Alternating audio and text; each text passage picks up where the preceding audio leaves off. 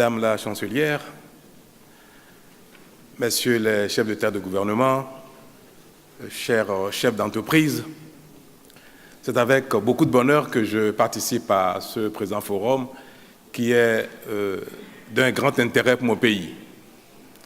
Et je ne vais pas rater cette occasion pour parler du Bénin, pour vous dire quels sont les potentiels de ce petit pays d'Afrique de l'Ouest qui compte beaucoup sur les entreprises allemandes pour son développement. Le Bénin est un pays d'Afrique de l'Ouest, membre de l'Union économique et monétaire ouest-africaine, qui est une zone monétaire liée à l'euro, de plus de 90 millions de consommateurs et voisin du Nigeria, qui est, comme tout le monde sait, le plus grand marché d'Afrique de l'Ouest.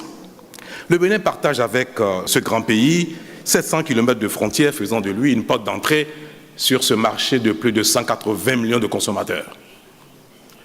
Le Bénin connaît depuis 1990 une expérience démocratique marquée par une stabilité politique remarquable, avec des alternances apaisées au sommet de l'État.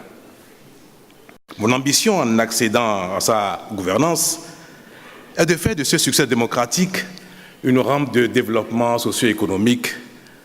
Et pour conforter ses atouts, mon gouvernement a depuis bientôt 3 ans mis en œuvre des réformes majeures qui concourent à faire du Bénin l'un des espaces les plus favorables à l'investissement privé étranger.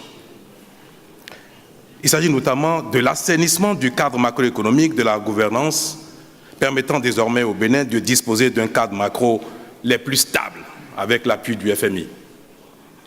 De l'amélioration de l'environnement général des affaires, consistant entre autres à la simplification et à la rationalisation du cadre global des investissements privés.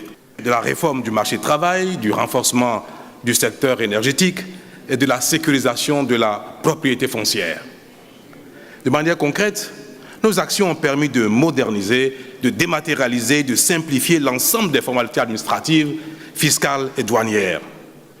Une loi nouvelle sur les conditions d'embauche dérégule désormais au Bénin le recrutement et simplifie la rupture du contrat de travail.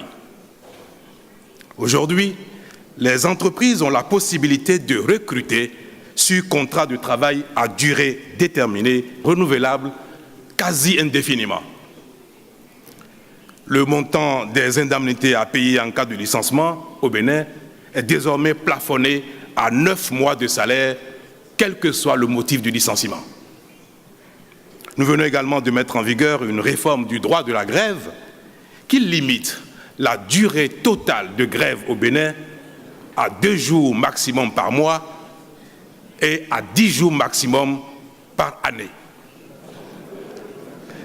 Ces mesures, difficiles sur le plan social, sont indispensables pour l'investissement privé.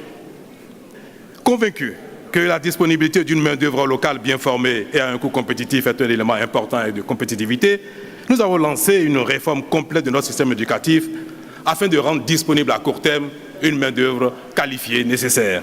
Et disposer de l'énergie de qualité à un coût raisonnable est une condition préalable à la mise en œuvre de toute politique de transformation structurelle de l'économie. À cet effet, notre programme de renforcement de capacités énergétiques nous permettra d'atteindre à très court terme l'autonomie énergétique dont nous avons besoin. Mesdames et messieurs, la mise en œuvre satisfaisante de ces réformes témoigne à juste titre de notre engagement à coopérer avec le secteur privé en général et les partenaires allemands en particulier. Je vous invite donc à explorer les nombreuses opportunités qui se dégagent actuellement au Bénin, aussi bien dans les secteurs de l'agriculture, du tourisme, des infrastructures et bien d'autres. C'est déjà beaucoup et nous comptons sur vous pour voir les entreprises allemandes venir investir au Bénin. Ce sera comme chez eux. Merci.